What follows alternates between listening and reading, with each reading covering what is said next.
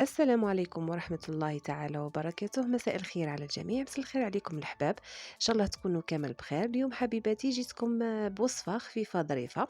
حبيت ندير معاكم اليوم شوربة فيرميسال. يعني طريقة سهلة وبسيطة وما تديش الوقت بزاف و5 توجديها.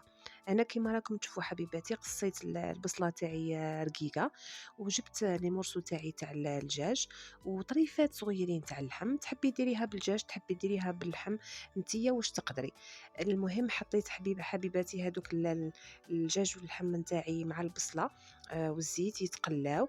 هنا ضفت لهم شويه ملح شويه فلفل الكحل، وما ننساوش شويه تاع المعدنوس هكذا البنات، ونخليو المكونات تاعنا كامل يتقلاو. هنا حبيباتي بعد ما تقلاو لي مليح راني مرقتهم جوست وحطيت شويه تاع زعفران. اللي عنده زعفران الشعري خير وخير. المهم هنايا خليوها تغلي ويطيب اللحم والدجاج نتاعنا، وأونتخ طون راح نروحو نجيبو صفار بيضة وراح نديرو عليها عصرة تاع قارص ونخلطوها مليح باش نشبحوا بها الشوربه تاعنا مع الاخر.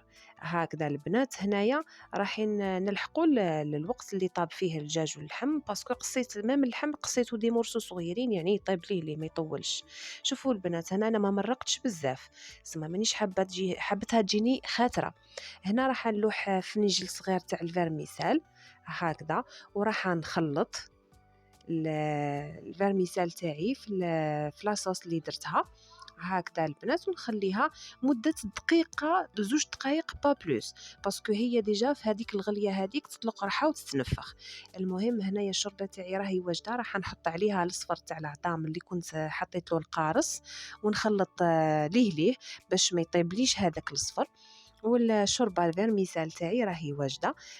نديروها في رمضان في بلاصه الشوربه تاع الفريك باه نريحوا شويه لو كولون تاعنا. كانت هذه الوصفه تاعي تاع نهار اليوم حبيباتي، نتمنى تكون كانت خفيفه عليكم. وشوفوا الله يبارك كيفاش جات بنينه وهايله وجات خاثره. ان شاء الله تجربوها وتردوا لي في التعليقات. مبقى عليا غير نخليكم على خير ونقول لكم فرجه ممتعه والى فيديو قادم ان شاء الله. والسلام عليكم ورحمه الله تعالى وبركاته.